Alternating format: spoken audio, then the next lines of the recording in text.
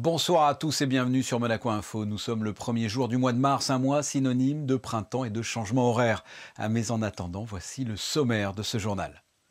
Nous recevrons le délégué interministériel chargé de la transition numérique, Frédéric Ginta, à propos de l'arrivée de la fibre, que ce soit pour les particuliers ou les professionnels, de façon à avoir un réseau Internet à très haut débit, une fibre 10 fois plus rapide, avec 210 km de câbles déployés et déjà 100 000 raccordements effectués. Nous recevrons également Jean-Charles Vinage. Il a régulièrement le doigt sur la gâchette dès qu'il voit un animal sauvage. Pas du tout pour l'abattre, mais au contraire pour le magnifier. Nous parlerons entre autres avec ce photographe de son prochain projet, les cétacés de la Méditerranée et toutes les nuisances qu'ils peuvent subir. En basket, la Roca Team s'apprête à affronter Nanterre dans le top 16 d'Eurocup. Nous vous présenterons les enjeux cruciaux de cette rencontre pour l'avenir européen de Monaco. Il paraît que la musique adoucit les nerfs, on en a besoin en ce moment. Eh bien, nous reviendrons sur le concert de l'Orchestre Philharmonique de Monte-Carlo, donné ce dimanche, avec au programme des frissons romantiques avec Mozart et Schubert. Mais avant cela, je vous l'ai dit, nous allons commencer par vous parler du déploiement de la fibre, un projet qui rentre dans le cadre de la transition numérique de la Principauté. Nous retrouvons pour cela notre premier invité. Frédéric Ginta, bonsoir. Bonsoir. Tout simplement, pour débuter, qu'est-ce que cette nouvelle fibre concrètement ? En fait, cette nouvelle fibre fait partie des 3 infrastructures prioritaires pour la Principauté et sa transformation numérique. Nous avons lancé la 5G en 2019, avec quasiment 3000 abonnés aujourd'hui. Nous lançons aujourd'hui la fibre et nous aurons d'ici la fin d'année notre cloud souverain. Cette fibre, c'est vraiment une capacité de puissance numérique. Elle permettra aux particuliers et aux entreprises d'avoir des connexions plus rapides, plus stables et surtout d'avoir des réseaux non saturés. C'est une des fondations avec la 5G et le cloud sur laquelle nous allons réussir notre transformation numérique. Et auparavant, actuellement, qu'est-ce que nous avons ? Ce n'est pas une fibre ? Non, aujourd'hui nous avons du coax qui en gros a un débit à 1 giga. Avec la fibre, nous allons passer sur le débit à 10 gigas, donc 10 fois plus rapide. C'est la norme la plus élevée au monde. Monaco aura la fibre et le débit le plus élevé au monde. Mais plus que juste la puissance, nous allons également passer sur des technologies plus innovantes, notamment pour notre Wi-Fi, avec le Wi-Fi 6. Les Monégasques auront cette année la fibre, les connexions, le Wi-Fi de la meilleure qualité possible. Alors, on n'est pas tous férus comme ça de nouvelles technologies, on est d'accord, la fibre et la 5G, ça n'a rien à voir, c'est pas la même chose du tout. En fait, la 5G permet c'est des réseaux mobiles sur votre téléphone. Il vous permet, en mobilité, de mieux travailler, d'avoir même plus de plaisir, plus de connectivité. La fibre, elle répond à 3 usages. Le premier, elle répond aux usages des individus, des résidents, des monégasques, à chez soi avoir une meilleure télévision, un Wi-Fi qui marche mieux, une connexion stable. Elle répond aussi à un immense besoin qu'on a vu pendant le Covid, qui est le besoin de télétravail, de visioconférence, de performance pour les entreprises. Aujourd'hui, grâce à la fibre, nos entreprises vont disposer de cette capacité, de cette puissance pour justement travailler dans un monde Covid et post-Covid. Et enfin, pour le pays, c'est un atout immense d'attractivité. Et où en est-on par rapport aux autres pays ? On est plutôt en avance, plutôt dans la normalité, où en est-on ? Alors, j'ai récemment participé à une réunion où, en plus de Monaco, 22 ministres et membres de gouvernement en charge du numérique représentaient leur pays, tout ça organisé par l'ONU. Et 2 choses très intéressantes sont ressorties. La première, c'est que l'obsession des gouvernements aujourd'hui sont les infrastructures numériques, à savoir cloud, fibre, 5G. Et la deuxième chose, c'est que donc, chacun présentait un petit peu le plan de son pays, et le plan monégasque était objectivement parmi les meilleurs, si ce n'est le meilleur. Aujourd'hui, clairement, que ce soit sur la fibre, la 5G ou le cloud, Monaco aura fin de cette année les meilleures infrastructures au monde, ou parmi les meilleures infrastructures au monde numériques. Et où en est-on là de l'installation ? C'est en cours, c'est bientôt fini, où en est-on ? Alors aujourd'hui, la fibre a été installée partout, je dirais, sous nos pieds, en principauté, et elle arrive dans la majorité des immeubles. D'ici la fin de l'année, 85% des habitants et résidents de Monaco auront accès à la fibre, 100% des personnes dans les domaines, C'est une volonté du gouvernement justement qui a cofinancé cette fibre, ainsi que les endroits stratégiques de la principauté seront fibrés. Et concrètement, ça a été complexe à installer cette fibre. C'était des gros travaux. Comment ça s'est passé? Monaco est un pays d'immobilier, donc dès qu'on s'attaque à des fondations, c'est forcément complexe. C'est pareil pour la 5G, c'est pareil pour ce qu'on est en train de faire pour le cloud. On travaille sur du câblage, on travaille sur du mapping, on travaille parfois sur des vieux bâtiments qui ne sont pas équipés pour la fibre. Donc notamment pour les bâtiments les plus anciens, c'est extrêmement complexe de trouver le bon conduit et de donner l'accès pour les résidents et les monégasques. Ça a été complexe, ça a été géré avec talent par Monaco Télécom, que je remercie pour son travail performant et en lien avec le programme Extended Monaco. Mais aujourd'hui, nous y sommes, nous lançons la fibre et nous avançons dans le Monaco numérique, dans le Monaco d'aujourd'hui que nous souhaitons. Alors là, moi, je suis un particulier, j'ai la box de Monaco Télécom. Qu'est-ce que je dois faire? C'est un nouvel abonnement? Ça remplace la box? Qu'est-ce qu'il en est de cette fibre si je veux la voir? Alors, déjà, il faut vérifier son éligibilité. Donc, Monaco Télécom va mettre en lien un site qui vous permettra, en rentrant votre adresse, de savoir si vous êtes éligible. Et ensuite, il faudra prendre contact avec un technicien qui viendra raccorder la fibre qui passe dans votre immeuble à votre appartement et faire les modifications nécessaires, notamment une nouvelle box parce que équipée de cette fameuse technologie Wi-Fi 6. Donc, la première chose à faire, c'est d'aller sur le site de Monaco Télécom, qu'on soit un particulier, et à partir de juin, une entreprise. Et pour avoir donc un débit beaucoup plus rapide? 10 fois. 10 fois plus rapide. 10 fois, et une connexion beaucoup plus rapide. Ce qui, en termes d'attractivité, est vraiment central. Frédéric Ginta, merci d'avoir répondu à mes questions. Merci beaucoup. Toujours concernant l'arrivée de cette fibre, sachez qu'un magazine spécial vous est proposé ce lundi 21h sur Monaco Info, un programme préparé par Sébastien Borgna. Une de nos équipes a suivi les coulisses de ce tournage dans les studios de Monaco Broadcast. Reportage de Vanessa Dessy et Alexandra Marangoni. Une émission spéciale sur Monaco Info est consacrée à la fibre. Échanges, questions et surtout spécialistes en plateau donnent le maximum d'informations afin que les usagers comprennent mieux cette révolution. C'est un assez gros événement, un réseau nouveau comme ça à Monaco, c'est la première fois depuis près de 40 ans que ça existe. Et donc il faut préparer cette arrivée parce que c'est le réseau qui supportera tous les usages des gens à Monaco pendant au moins les 20 prochaines années et parce que c'est une toute nouvelle génération de services. Donc il faut expliquer un petit peu, il faut accompagner cette arrivée et faire en sorte que les gens aussi comprennent pourquoi chez eux il y a des techniciens qui viennent, qui posent des fibres justement et puis qui s'en vont derrière. Monaco Télécom souhaite équiper la totalité des logements éligibles d'ici 2023. Passons au premier point sur l'information avec vous, Vanessa Dessy, bonsoir. Étant donné que les règles de circulation dans le cadre de la lutte contre la Covid-19 sont différentes entre la France et Monaco, la Sûreté publique a renforcé les contrôles d'accès de la Principauté ce week-end.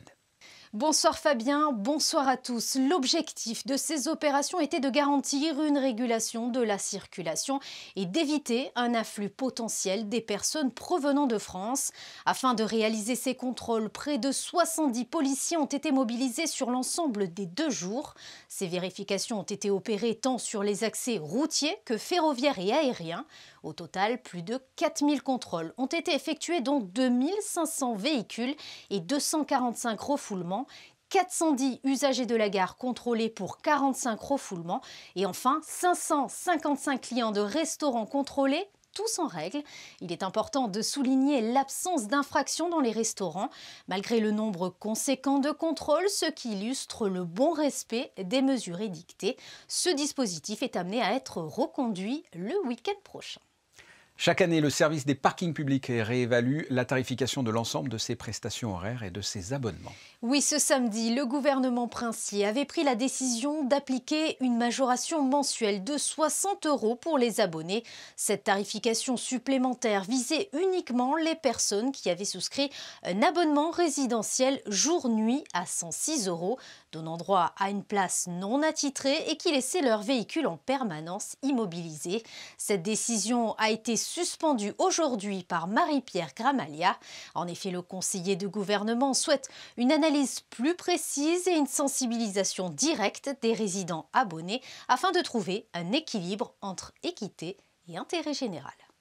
Le gouvernement princier a suspendu le délai de carence depuis le 15 janvier dernier. Eh bien, cette mesure est prolongée. Oui, vous le savez, dans le cadre de la lutte contre la propagation de l'épidémie de la Covid-19, le gouvernement princier a suspendu le délai de carence de 3 jours en cas d'arrêt de travail en vue d'un dépistage PCR.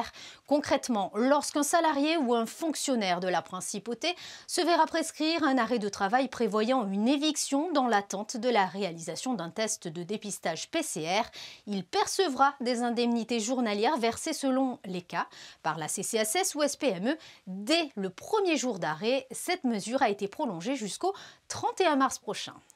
Merci Vanessa, on vous retrouve dans quelques instants. C'est un photographe bien connu en principauté. Il s'intéresse aussi bien à l'homme qu'à l'animal et à l'environnement. Jean-Charles Vinage, bonsoir. Oui, bonsoir Fabien. Nous sommes ensemble pour parler de votre nouveau projet qui concerne cette fois les cétacés en Méditerranée, c'est ça ? Oui, c'est ça. C'est un projet que nous avons initié avec un ami à moi, Sébastien Ferraz, qui est biologiste marin. Moi, j'ai eu l'occasion pendant cette année 2020 de travailler sous l'égide de la direction de l'environnement sur la biodiversité à Monaco et j'ai pu me rendre compte que pendant le confinement, la place laissée vacante par l'homme avait tout de suite été reprise par la faune sauvage. Donc du coup, on savait déjà qu'il y avait pas mal de problèmes de nuisance de l'homme par rapport aux cétacés, mais là, du coup, ça a été un peu le déclic et on s'est dit il y a quelque chose à faire, d'où ce projet sur les grands cétacés en Méditerranée. Alors c'est un projet qui pour l'instant n'a pas été concrétisé, hein. Vous allez le faire dans quelques temps. C'est un projet qui sortira l'année prochaine au printemps 2022. Donc nous allons à travers un documentaire de 52 minutes, un livre, une expo photo, entouré de scientifiques, de partenaires scientifiques reconnus. Nous voulons sensibiliser les jeunes générations ainsi que les décideurs et les professionnels de la mer à trouver des solutions plus adaptées à une cohabitation homme-grand cétacé en Méditerranée plus favorable. Par rapport à ces cétacés, vous parliez de nuisances. Quelles sont les nuisances? Ce sont des nuisances sonores, ce sont des nuisances physiques? Il y a les nuisances sonores, bien évidemment. Il y a aussi la pêche. Hein. Il y a quand même pas mal de dauphins qui peuvent être pris dans des filets. Il y a aussi tout ce qui est nuisance de déchets plastiques. Évidemment, parce qu'il faut savoir que les déchets qui sont éparpillés dans l'eau peuvent être avalés par un cachalot, par exemple. Et imaginez cette mère cachalot en train d'allaiter son bébé cachalot, toutes les matières plastiques qu'elle a pu avaler, ça va se retrouver dans l'alimentation du bébé. Donc voilà, et puis il y a aussi la nuisance des bateaux, des tankers qui rentrent en collision avec du rorcal ou des choses comme ça, quoi. Donc les nuisances sont nombreuses. À votre avis, quelles seront les complexités pour mener à bien ce travail, ce projet ?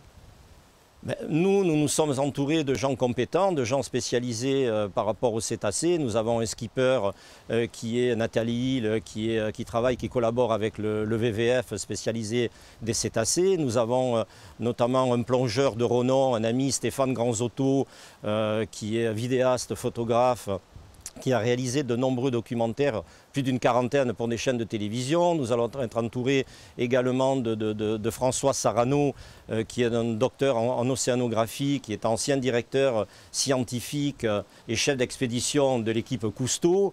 Donc nous allons faire également de la bioacoustique, c'est-à-dire que nous allons prélever des sons.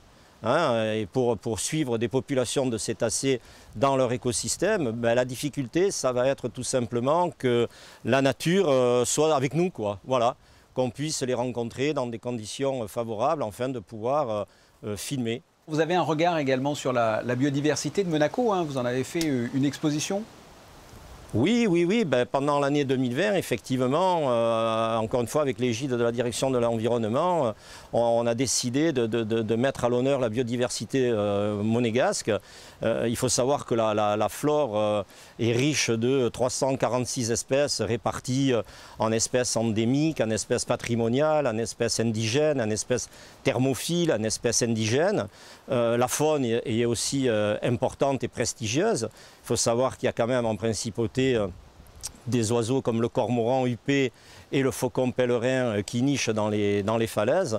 Donc c'était bien de mettre à l'honneur cette biodiversité qui, à mon sens, et au sens bien évidemment de la direction de l'environnement, n'était encore trop méconnue par rapport à beaucoup de gens en principauté, quoi. Et plus généralement, la cohabitation entre l'homme et l'animal est un aspect qui vous intéresse particulièrement. Je me trompe ? Non, non, c'est tout à fait exact. Moi, c'est vrai que j'avais démarré un projet en 2016, 2017 et 2018 sur la cohabitation entre l'homme et l'animal sauvage dans une quinzaine de pays. C'est vrai que je suis très sensible à tout cela. Et je sais aussi que chacun, dans notre zone d'influence, on pourrait participer à améliorer cette cohabitation. Malheureusement, ce n'est pas toujours le cas, mais voilà, on s'efforce d'essayer de faire comprendre aux gens que voilà, chacun à son niveau. Il ne suffit pas d'être un scientifique, un biologiste ou autre. On peut tous, encore une fois, dans notre zone d'influence, améliorer les choses. Et là, prochainement, donc, un projet sur les nuisances faites aux cétacés que l'on pourra découvrir donc, au printemps 2022. Jean-Charles Vinage, merci. Merci Fabien. Nous vous retrouvons, Vanessa, pour la suite de l'actualité monégasque. Le Tout 15 Challenge se poursuit en principauté. Oui Fabien, l'athlète britannique Paula Radcliffe et la Fondation Princesse Charlène de Monaco encouragent à relever ce défi sportif et collectif. L'objectif étant de pratiquer 15 minutes d'activité physique par jour et en famille. En marge de cette initiative, un tournage de coaching a été réalisé ce matin au Fort Antoine en compagnie de Kevin Crovetto, ambassadeur de la Fondation, afin de pouvoir relever au mieux ce défi. Une vidéo qui sera diffusée sur les différents réseaux de la Fondation Princesse Charlène. L'AS Monaco maintient sa cadence infernale après sa probante victoire dimanche dernier face au Paris Saint-Germain. Effectivement, Fabien, le club monégasque a enchaîné ce dimanche en début d'après-midi en l'emportant face à Brest sur un 2-0. L'ASM s'est montrée très patiente pour venir à bout de son adversaire grâce à 2 buts dans le dernier quart d'heure. Prochaine étape pour les hommes de Niko Kovac, mercredi avec un déplacement périlleux à Strasbourg. Oui, match comptant pour la 28e journée de Ligue 1. Sport toujours en basket, Monaco reçoit Nanterre mardi soir à la salle Gaston Médecin à l'occasion de la 5e journée du top 16 d'Eurocup. Un match crucial pour l'avenir européen de la Roca Team, comme vous l'explique Frédéric Hélion. La saison passée, la Roca Team avait validé une qualification historique pour les quarts de finale d'Eurocup. Mehdi Bost et ses partenaires avaient été stoppés dans leur élan par l'arrêt de la compétition à cause du début de la pandémie de coronavirus. Un an plus tard, Monaco a l'occasion de rallier une nouvelle fois ce stade de la compétition pour la 2e fois de son histoire. Pour cela, la Roca Team, leader de sa poule de top 16 avec 3 victoires et une défaite, devra s'imposer contre Nanterre mardi soir. Si on gagne, on est assuré de passer en quart de finale, donc c'est l'objectif numéro 1, on est concentré à fond là-dessus. Tous les efforts qu'on a fait avant et tous les bons matchs qu'on a fait avant, ils doivent être confirmés ce mardi. Ils sont bien meilleurs que quand on les a joués la première fois et que battre une équipe 2 fois de 30 points, c'est quasi impossible. Donc, mais la façon dont on a joué, l'agressivité qu'on a mis autant offensivement que défensivement, si on arrive à jouer de cette façon-là, on se met déjà en bonne position. Monaco a enregistré l'arrivée de 2 renforts, le meneur Brandon Frazier et l'intérieur Ibrahima Falfaye. Les 2 joueurs ne seront pas qualifiés pour jouer en Eurocup, mais vont être précieux en Jeep Elite, alors que le championnat va reprendre sur un rythme effréné. The schedule for the next 3 months will be really crazy, like 3 games per week, and with the short roster like you have, we have some 8 professional players plus young guys. Will be very difficult. I think with these 2 players, it'll be easiest for us to work, to rotate the team and to be ready for this very tough schedule in the future.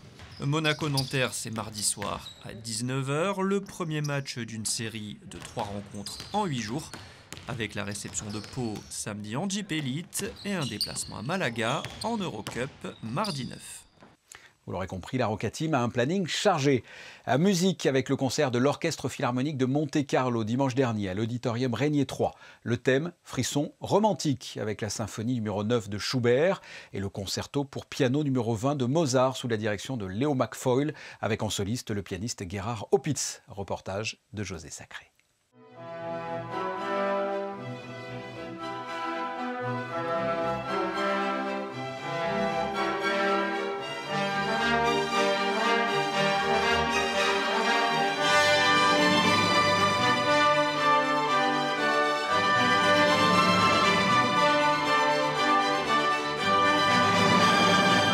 maestro Gelmetti, souffrant, empêché de diriger le concert du 28 février. C'est le jeune et talentueux chef britannique Leo McFall, découvert et invité in extremis par Didier de Cotigny, qui a dirigé la symphonie numéro 9 dite La Grande de Schubert et le concerto pour piano numéro 20 de Mozart.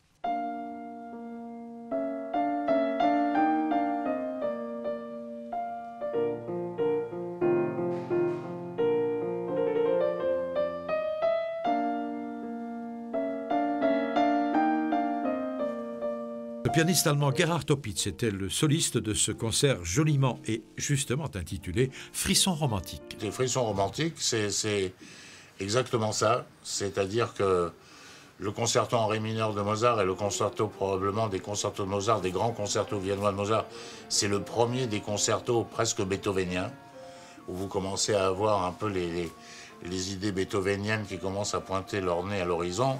C'est le plus dramatique des concertos de Mozart. Et la grande symphonie de Schubert est aussi tournée vers le futur. C'est une symphonie qui se détache quand même énormément de la production de Schubert. Et c'est quasiment la première symphonie de Bruckner.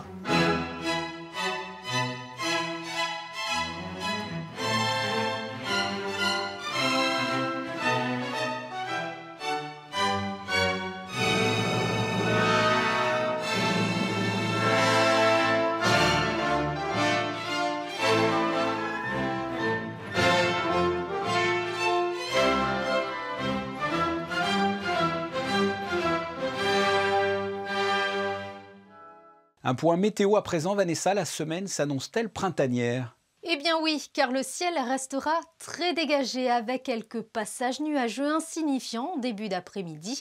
Des rafales pouvant atteindre 16 km/h traverseront le pays.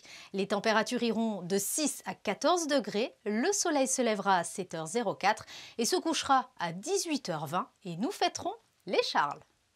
Merci Vanessa, on se quitte avec les photos du jour consacrées à la patinoire de Monaco sur le port Hercule. Il reste encore presque une semaine avant la fermeture, dimanche prochain. Ce sont des photos signées Michael Alési. Ce journal est terminé, merci de votre fidélité. On se retrouve demain, même heure. À très bientôt, au revoir.